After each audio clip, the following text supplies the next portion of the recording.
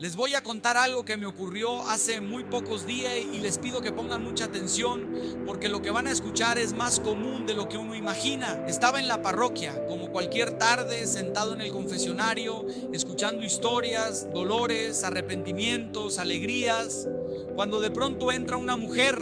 Tendría unos 60 años y era de esas personas que uno mira y piensa: ¡qué alma tan noble! ¡Qué persona tan buena! Se sentó frente a mí con un suspiro que ya lo decía todo y me dijo: Padre, yo ya no sé qué hacer. Mi propia hermana está arruinando mi vida. Cada vez que doy un paso adelante, ella encuentra la manera de derrumbarlo. Cuando estoy feliz, dice algo que me hunde. Y lo peor es que todos creen que es un ángel. Yo la miré con calma, porque esa clase de historias las he escuchado más de lo que ustedes se imaginan, y le dije: hija, hay personas que no están enfermas del cuerpo, sino del alma. Y créeme que eso es muchísimo más peligroso, porque hoy está de moda hablar del bien, de la luz, del amor de Dios, y claro que está bien hablar de eso, pero se nos olvida un detalle que no podemos barrer debajo de la alfombra: el mal también existe y no habita únicamente en las películas de terror ni en los relatos antiguos. El mal camina entre nosotros, disfrazado a veces con un rostro amable, una sonrisa impecable y palabras que parecen dulces, pero que por dentro llevan veneno. Y no se asusten por lo que voy a decir, se los digo con cariño. Hay personas que son como demonios humanos, no porque estén poseídas ni porque quieran asustar a nadie. No, no es eso. Lo digo porque después de tantos años sirviendo a Dios, escuchando historias, caminando con la gente en sus batallas, uno aprende a reconocer ciertas señales que se repiten una y otra vez. Y antes de que alguien me malinterprete, déjenme aclarar algo esencial. Cuando digo demonios humanos, no hablo de espíritus malignos metidos en un cuerpo. No hablo de exorcismos ni de escenas de película. Hablo de personas que, consciente o inconscientemente, han permitido que la envidia, la manipulación, la obsesión por el control y la falta de amor se apoderen de su corazón. Personas que se han convertido en instrumentos del mal sin necesidad de disfraces. Y aunque suene duro, esto es tan real como el aire que respiramos. La primera señal, la más evidente, la más certera, es que estas personas jamás, pero jamás se alegran del bien ajeno. Me siguen hasta aquí porque esto es clave. Cuando ustedes reciben una bendición, cuando algo bueno les sucede, cuando Dios les regala una alegría, esa persona no siente gozo, siente un pinchazo en el alma. Les cuesta respirar ante tu felicidad, y lo interesante es que muchas veces lo disimulan con elegancia. Te dicen: ay, qué bueno, me alegro mucho por ti, pero si les miras bien los ojos, no hay brillo, no hay luz, hay algo turbio, como si sus palabras fueran una máscara que intenta tapar lo que su corazón realmente grita. Déjenme darles un ejemplo para que lo entiendan mejor. Imaginen que su hijo se graduó con honores o que su hija consiguió el trabajo que siempre soñó. Ustedes están contentos, orgullosos, se les ilumina la cara y llega esta persona y dice: ah, sí, qué bien, pero ya verás lo difícil que es todo cuando empiece a trabajar de verdad. O sueltan: sí, estudió mucho, pero en estos tiempos eso no garantiza nada. ¿Se dan cuenta? No celebran, no acompañan, no suman. Sueltan veneno envuelto en un papelito de realismo. Perdón que lo diga así, pero eso no es ser realista, eso es ser envidioso. El amor auténtico se alegra con el triunfo del otro, aunque uno esté en su peor momento. La segunda señal es todavía más sutil y más peligrosa. Son maestros de la manipulación, y aquí quiero que lo tomen con calma, pero con seriedad. Estas personas conocen tus puntos débiles mejor que tú mismo. Saben qué palabras usar para que te sientas culpable, saben cómo moverte para que dudes de tu propia percepción, saben cómo hacerte creer que tú eres el problema. Son como pescadores expertos que saben exactamente qué carnada usar para atraparte sin que te des cuenta. Y lo hacen con una delicadeza tan calculada que cuando por fin notas que estás atrapado, ya es demasiado tarde. Te dicen cosas como: te lo digo porque me preocupo por ti, o te lanzan: tú siempre has sido así, por eso te pasan estas cosas. Y lo tremendo es que logran convencerte, logran hacerte creer que tienen razón, que tú estás equivocado, que eres injusto, que eres exagerado. Te dan vuelta el mundo de tal manera que terminas pidiendo perdón por algo que ni siquiera hiciste. Y créanme, esto no es preocupación, esto no es amor. Esto es control disfrazado, es egoísmo camuflado de interés, es maldad envuelta en papel de regalo. La tercera señal, y esta sí que es un clásico de estas personas, es que siempre terminan colocándose en el papel de víctimas, aunque hayan sido ellas quienes provocaron todo. Y presten atención, porque esto es algo que veo constantemente en familias, en amistades, en comunidades enteras. No importa lo que hayan hecho, No importa cuántas heridas hayan causado, no importa si tú tienes toda la razón del mundo para reclamar, ellos siempre encuentran la manera de convertirse en los pobrecitos de la historia. Tú les marcas un límite, les dices con respeto que algo te dolió, que algo te lastimó, y de pronto ves cómo cambian la expresión, cómo inflan los ojos de tristeza, cómo suspiran profundo. Ay, es que nadie me entiende, yo que solo he querido ayudarte. Y entonces tú, que eres un alma noble, empiezas a sentirte mal por algo que ni siquiera hiciste. ¿Les ha pasado? Porque si les ha pasado, ustedes ya saben exactamente de qué hablo. Y lo más peligroso de esta estrategia es que son tan buenos actuando ese papel de mártir que hasta la gente alrededor les cree. De pronto tú quedas como el insensible, como el exagerado, como el que reacciona de más. Y ellos quedan como los santos incomprendidos que solo sufren injusticias. Y mientras tanto, la herida sigue creciendo, la paz se va perdiendo. Y tú te preguntas en qué momento perdiste el control de la situación. Les cuento algo que viví hace años para que entiendan la magnitud del problema. Una mujer ya mayor, madre de familia, tenía por costumbre enfermarse cada vez que uno de sus hijos quería tomar decisiones que a ella no le gustaban. Bastaba con que el hijo dijera: voy a independizarme, para que a la señora le diera una crisis. Bastaba con que otro hijo quisiera casarse, cambiar de trabajo o simplemente marcar distancia, para que ella terminara en cama diciendo que el corazón no le aguantaba. Y los hijos vivían con ese miedo eterno: ¿y si por mi culpa se muere mamá? Pasaron décadas así, décadas, hasta que uno de ellos, ya adulto, comprendió que su madre no se había muerto en 50 años de crisis, pero sí había logrado controlar toda la vida de sus hijos. Y no lo digo con dureza, lo digo con verdad. Eso no es amor, eso es manipulación emocional, es miedo disfrazado de ternura. Es un control tan profundo que termina robándole la libertad a quienes más dices querer. La cuarta señal es una de las más devastadoras. Estas personas siembran división allí donde van. Son como una piedrita en el zapato que uno no alcanza a ver, pero que impide caminar bien. Van dejando comentarios sutiles, frases ambiguas, chismes disfrazados de preocupación. Te lo digo para que estés alerta, y cuando menos lo esperas, las relaciones se quiebran. Se rompen amistades, se distancia la familia, se generan enemistades entre personas que jamás habían tenido un problema. Y lo curioso es que ellas casi nunca aparecen como responsables. No, se las arreglan para quedar al margen, como si no hubieran tenido nada que ver, cuando en realidad fueron quienes encendieron la chispa. Yo vi esto en una comunidad parroquial y créanme que fue devastador.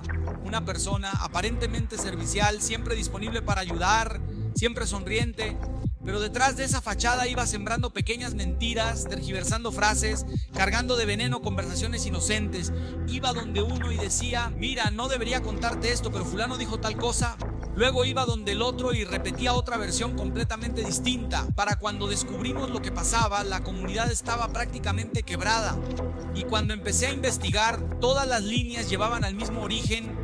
Esa persona que parecía inofensiva, pero que había tejido una red de discordia que casi destruye años de trabajo y fraternidad.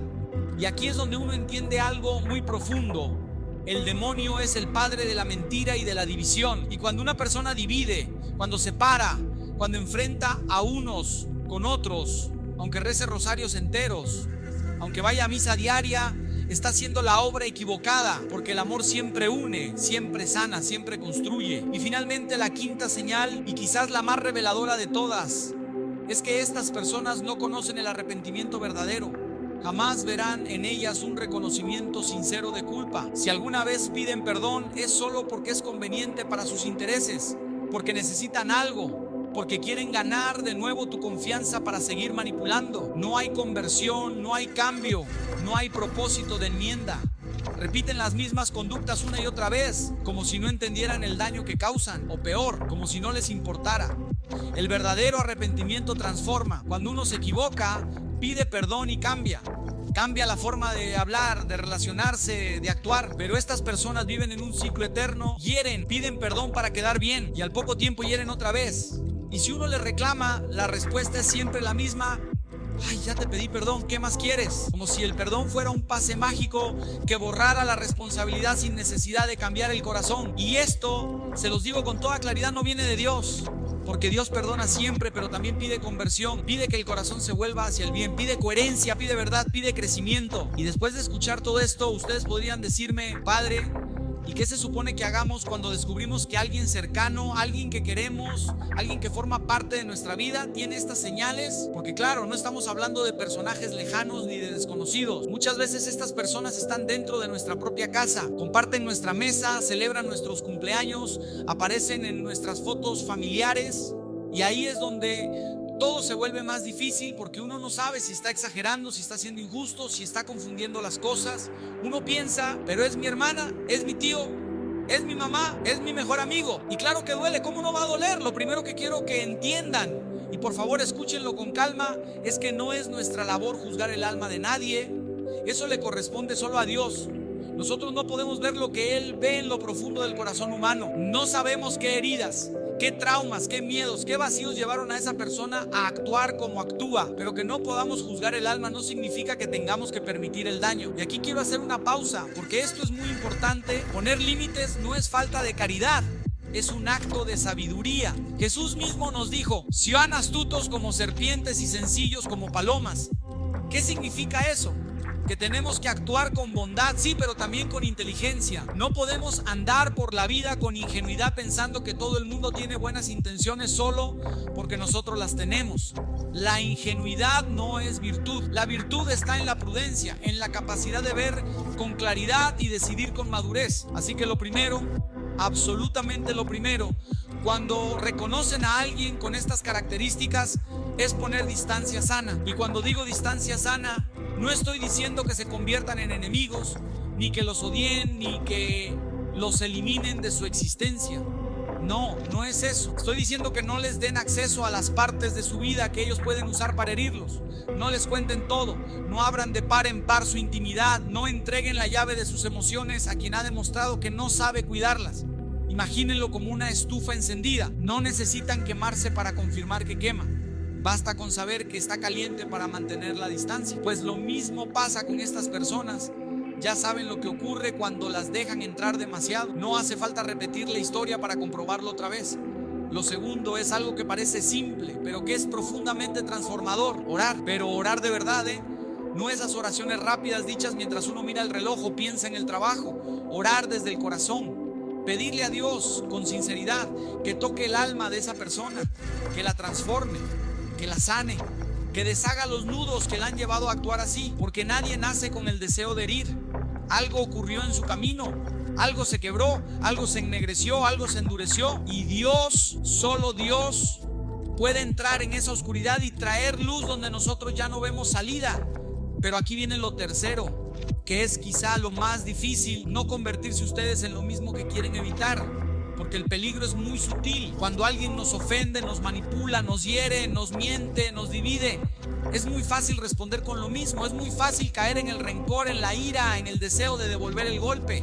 Es muy humano, claro, pero si hacemos eso, el mal ya ganó, porque logró contagiarnos.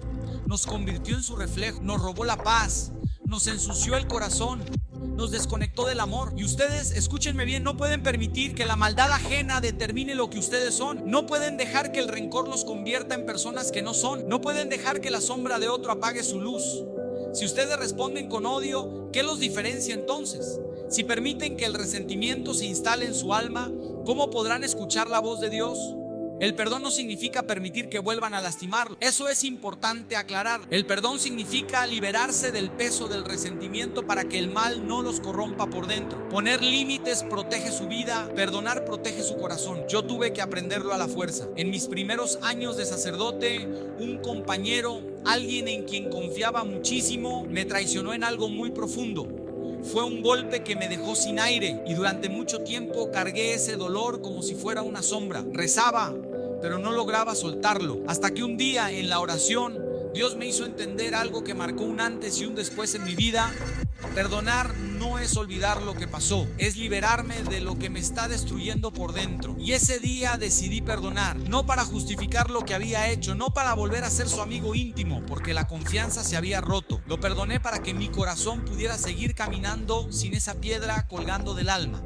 Eso es lo que quiero para ustedes que aprendan a protegerse sin perder la bondad, que aprendan a poner límites sin dejar de amar, que aprendan a perdonar sin volver a exponerse, que no permitan que la oscuridad de otro robe la luz que Dios puso en ustedes. Pero todavía falta algo que muchos no saben y por eso siguen sufriendo.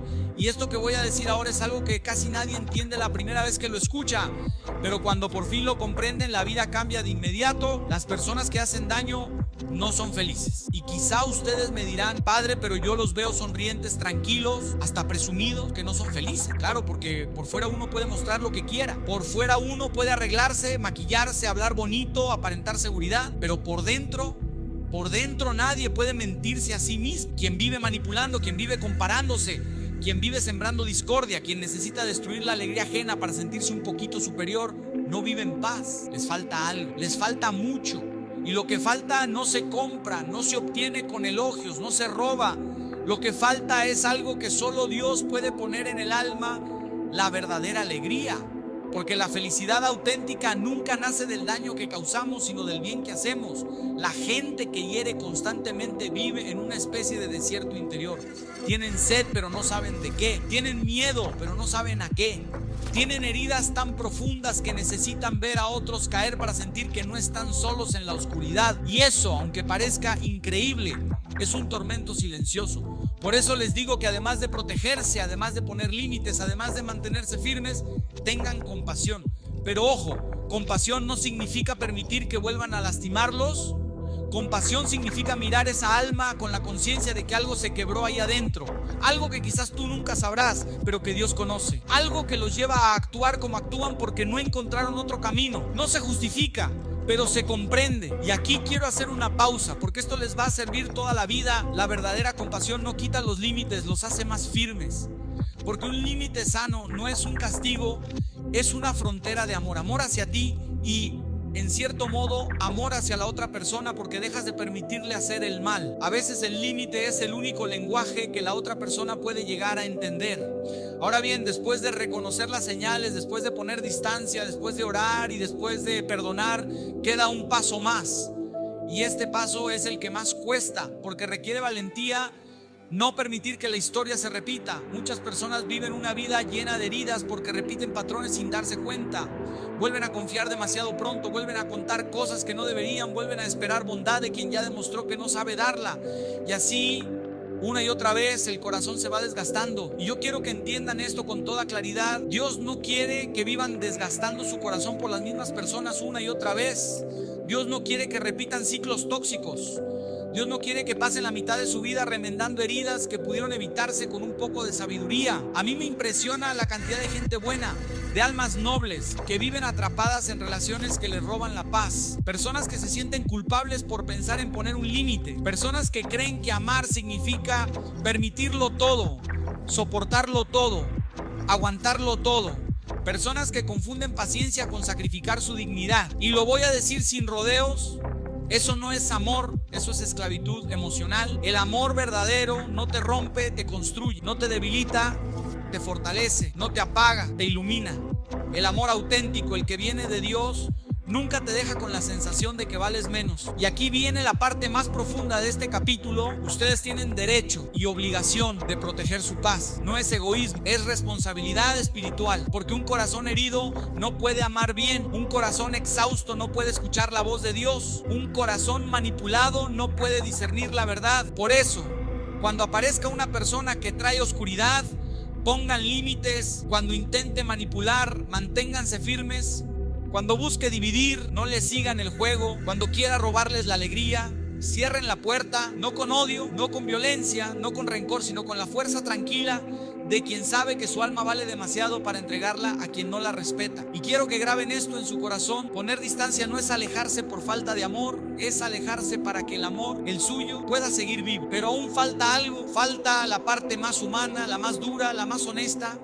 Falta hablar de esa pregunta que muchos tienen en el fondo del alma y que casi nadie se atreve a decir en voz alta.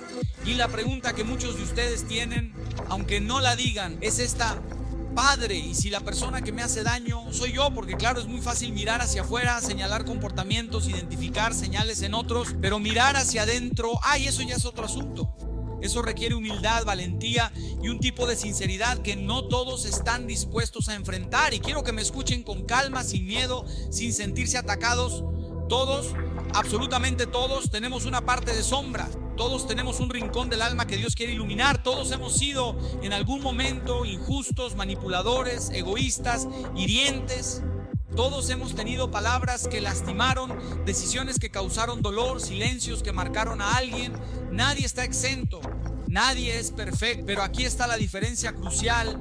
El corazón que reconoce su error es un corazón que puede sanar. El problema no es equivocarse, el problema es no querer cambiar. Yo he visto personas que se han convertido en verdaderos milagros vivientes simplemente porque un día tuvieron la valentía de decir: sí, yo he actuado mal, sí, he manipulado, sí, he sido envidioso, sí, he herido a quienes más quiero y no quiero seguir así. Ese momento, ese segundo de verdad transforma más que 100 confesiones dichas por rutina, porque Dios puede hacer maravillas con un alma que se reconoce necesitada.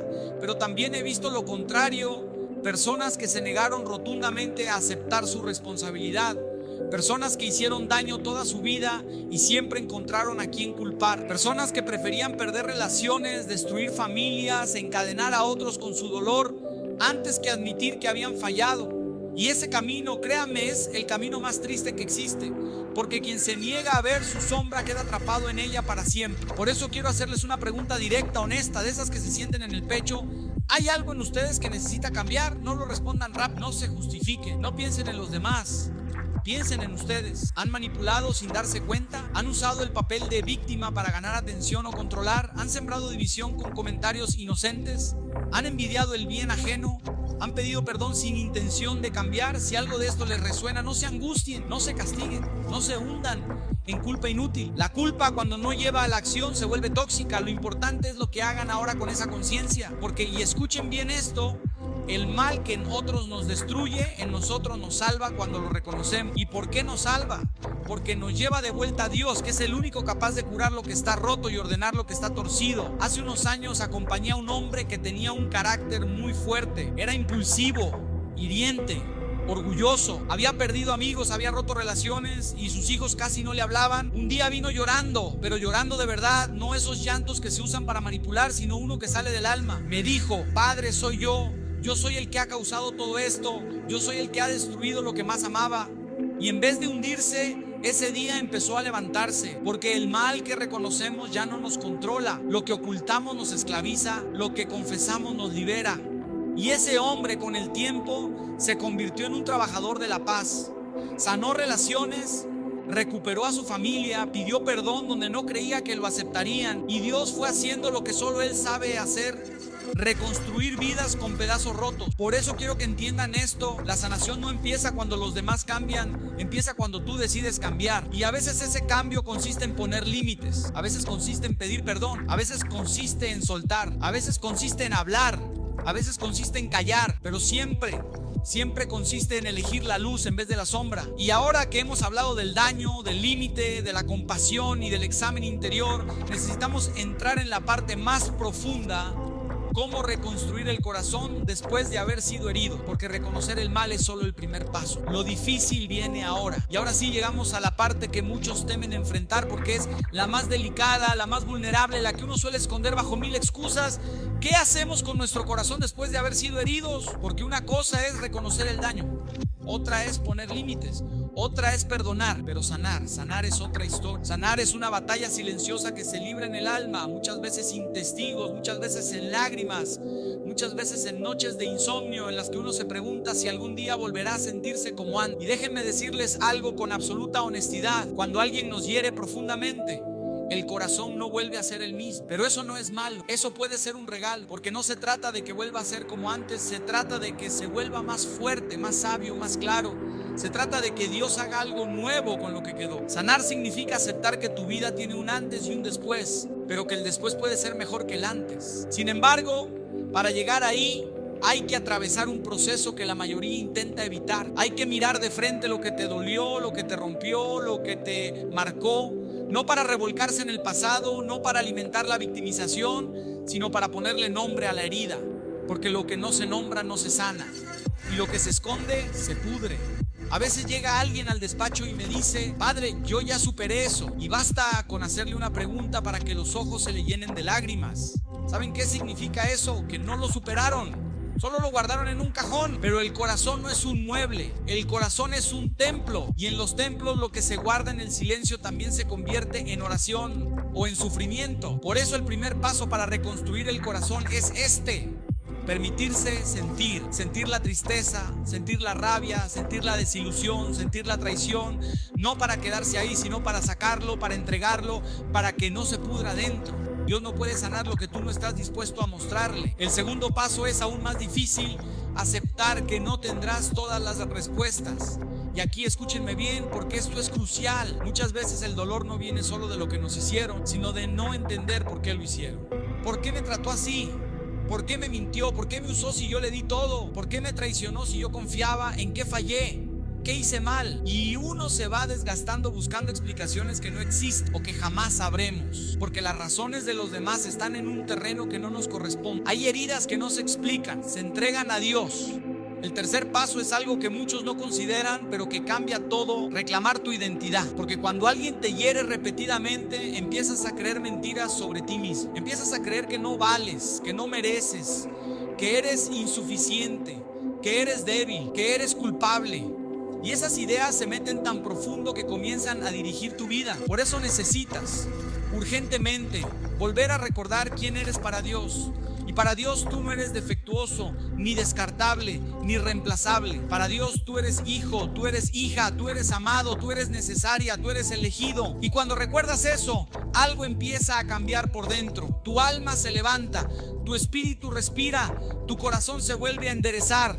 Después de esto viene un paso hermoso, aunque muchas veces llega lento: permitirte volver a confiar. No hablo de confiar en cualquiera, hablo de confiar en Dios, de confiar en ti, de confiar en que no todas las personas son como las que te hirieron, de confiar en que el amor sigue existiendo aunque te hayan fallado. Hay quienes dicen: yo ya no quiero querer, y lo dicen porque están cansados, pero dejar de amar nunca es la solución, porque cuando cerramos nuestro corazón para que no entre el dolor, tampoco puede entrar la alegría. Sanar es permitir que el corazón se abra de nuevo, pero esta vez con sabiduría, con límites, con discernimiento. La ingenuidad se va, la pureza permanece, la torpeza se va, la bondad permanece, el miedo se va, el amor permanece. Y finalmente, el último paso para reconstruir el corazón es agradecer por lo que aprendiste. Y sé que suena extraño agradecer por algo que te rompió, pero llega un día, créeme, que llega en que miras hacia atrás y dices: gracias, Señor, porque ese dolor me enseñó lo que no veía, me enseñó a amarme, me enseñó a elegir, me enseñó a poner límites, me enseñó a depender de ti. Ese día entiendes que ninguna herida fue en vano, que todo sirvió, que todo construyó, que todo te preparó para ser quien eres hoy. Pero aún falta un aspecto esencial, uno del que casi nadie habla, pero que es decisivo en este proceso: cómo distinguir entre perdonar y reconciliarse, porque no son lo mismo. Y aquí entramos en un punto que suele confundirse muchísimo, incluso entre personas muy creyentes. Perdonar no es lo mismo que reconciliarse, y se los digo así, sin rodeos, porque confundir estos dos caminos es lo que mantiene a muchos atrapados en relaciones dañinas durante años y años. Perdonar es un acto del corazón, reconciliarse es un acto de relación. Uno depende de ti, el otro depende de dos. Perdonar significa liberar tu alma del rencor, entregar a Dios la herida, soltar el resentimiento que te estaba consumiendo. Perdonar te sana por dentro. Es un acto espiritual, íntimo, profundo. Es tú con Dios, nadie más. Pero reconciliarse, eso ya es otra historia. Reconciliarse requiere que la otra persona también quiera cambiar, que también reconozca, que también pida perdón, que también haga un camino de conversión. Reconciliarse implica construcción mutua, implica diálogo, implica respeto, implica transformación. Y si solo uno construye, la casa se cae. Por eso es tan importante entender que puedes perdonar sin volver a acercarte. Puedes perdonar sin volver a confiar. Puedes perdonar sin abrir la puerta otra vez. Puedes perdonar sin regresar a donde te rompieron. Porque Dios te pide perdonar, sí, pero jamás te pide que te expongas a más daño. Les cuento algo que viví hace muchos años con una mujer que venía con el corazón destrozado. Había sido humillada por un familiar durante décadas. Siempre minimizada, siempre manipulada, siempre ninguneada. Cuando por fin encontró el valor para alejarse, ese familiar comenzó a presionarla con la excusa de la fe. Si fueras cristiana, te reconciliarías conmigo. Si de verdad perdonarás, volverías. Y ella vino un día llorando, preguntándome: Padre, estoy fallando a Dios por no querer volver a acercarme. Y yo la miré y le dije: no, hija, estarías fallando a Dios si volvieras a poner tu dignidad en manos de alguien que no sabe cuidarla. Sus ojos cambiaron en ese instante. Se lo repito ahora a ustedes: el perdón te obliga a sanar, pero no te obliga a exponerte. Dios no te pide que seas mártir de la toxicidad ajena. Dios no te pide que entregues tu paz a quienes ya demostraron que no pueden sostenerla. Dios no te pide que sigas poniendo la otra mejilla eternamente a quien usa ese gesto como permiso para volver a golpear. Eso no es obediencia, eso es sometimiento emocional. Y el Evangelio jamás pide eso. El Evangelio pide amor. Y el amor incluye sabiduría. Y la sabiduría sabe distinguir cuándo una relación puede restaurarse y cuándo no. Porque sí, hay relaciones que se pueden restaurar cuando ambas partes reconocen, cuando ambas partes sanan, cuando ambas partes crecen, cuando ambas partes buscan a Dios. Pero también hay relaciones que no se van a restaurar nunca, porque la otra persona no quiere, o no puede, o no está dispuesta a hacer el trabajo interior necesario. Y eso no te hace mala persona, eso te hace responsable. Es más, a veces la distancia es el acto de amor más grande que puedes tener, porque a veces cuando tú te alejas, la otra persona se ve forzada a mirarse. A veces tu ausencia pone luz donde tu presencia solo generaba tensión. A veces tu silencio es el único espejo que esa persona tendrá en toda su vida. Y aquí viene otro punto importante: no todas las relaciones están destinadas a durar toda la vida. Hay personas que solo pasan por tu historia para enseñarte algo. Hay personas que solo llegan para mostrarte un límite que nunca habías puesto.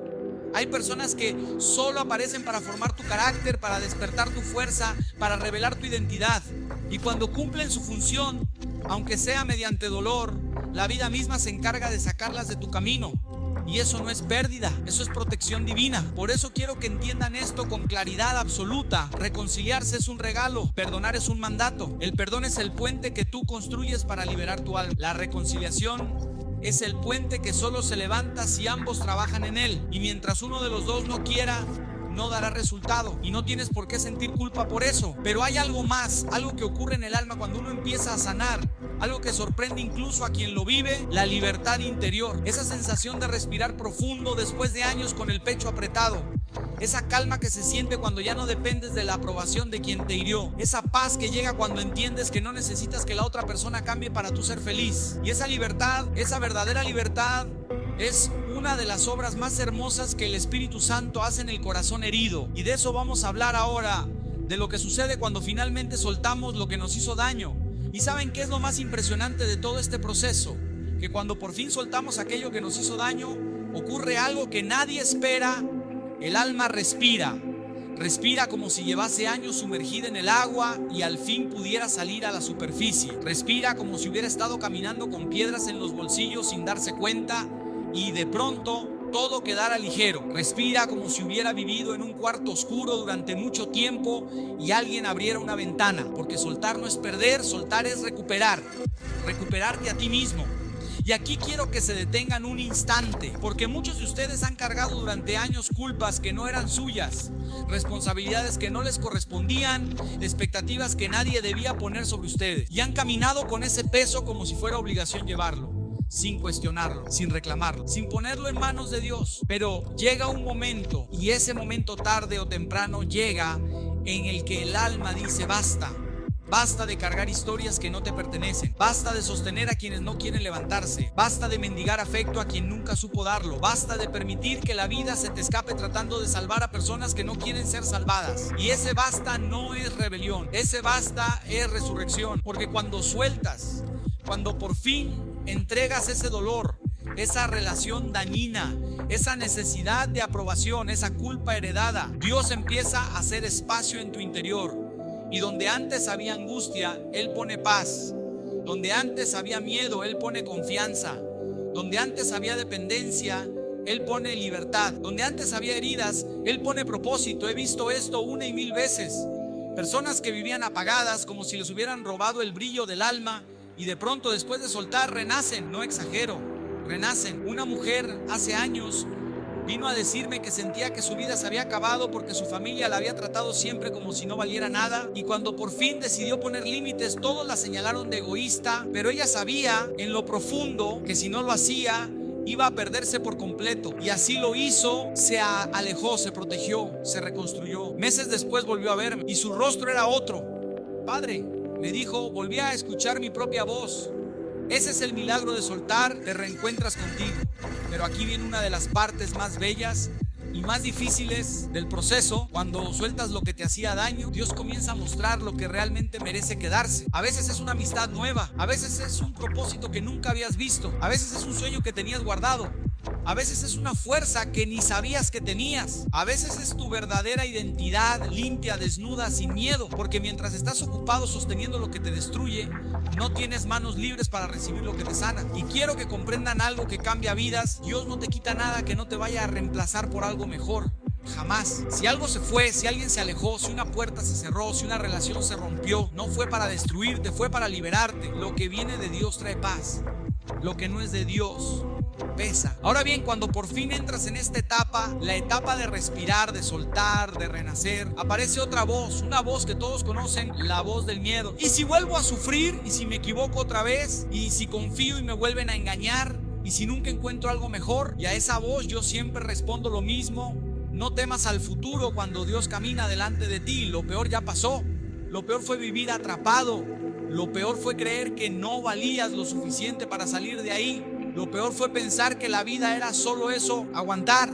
Pero ahora que estás despertando, ahora que estás entendiendo, ahora que estás viendo con claridad, la vida no se acaba, la vida empieza. Y es aquí donde surge algo maravilloso. El corazón aprende a discernir, aprende a identificar señales que antes ignoraba. Aprende a decir no, aprende a decir hasta aquí. Aprende a reconocer cuando alguien viene con luz y cuando viene con sombra. Aprende a elegir mejor. Aprende a protegerse sin cerrarse. Aprende a amar sin perderse. Y cuando el corazón aprende eso, ya no vuelve a ser esclavo de nadie. Ahora sí está listo para el paso siguiente: reconstruir, resaler en relaciones sanas, auténticas, basadas en verdad y no en necesidad. Pero antes de eso necesitamos hablar de algo imprescindible: cómo evitar volver a caer en las mismas trampas emocionales. Porque la sanación no solo mira atrás, también prepara el camino de adelante. Y ahora viene un punto que suele ser decisivo para no repetir la historia: aprender a identificar nuestras propias trampas emocionales, esas que nos llevan una y otra vez a caer en los mismos patrones, con las mismas personas, en los mismos ciclos de dolor. Que no basta con sanar lo que ocurrió, también tenemos que entender por qué ocurrió para que no vuelva a suceder. Y aquí quiero que seamos completamente honestos.